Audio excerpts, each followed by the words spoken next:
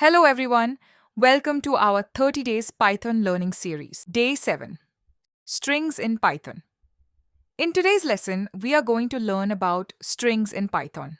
Strings are one of the most commonly used data types because they allow us to work with text, such as names, messages, addresses, and much more.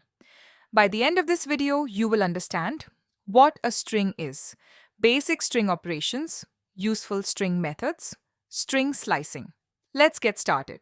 What is a string? A string is a collection of characters or text. In Python, strings are written inside double quotes or single quotes. Anything enclosed within these quotes is treated as text. For example, your name, city name, or even an entire sentence can be stored as a string. Now let's see a simple example on the screen. As you can see, Python stores the text and displays it exactly as written. String operations. Now let's talk about some common operations we can perform on strings. Suppose we have a person's name stored in a variable. Python provides several built-in methods that make working with strings very easy. Let's look at a few useful examples.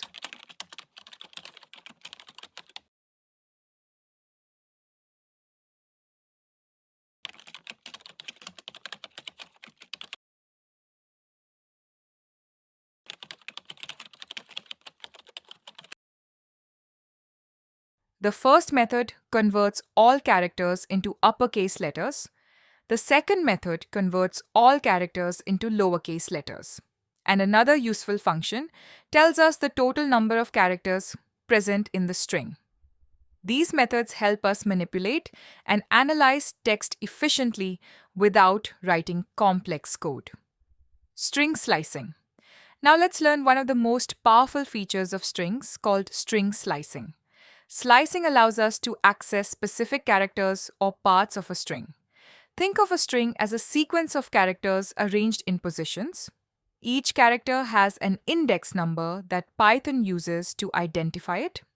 Using these index numbers, we can retrieve individual characters or a group of characters.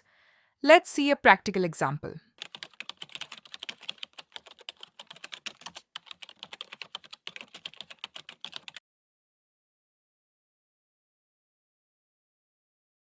In the first example, Python retrieves the very first character of the string.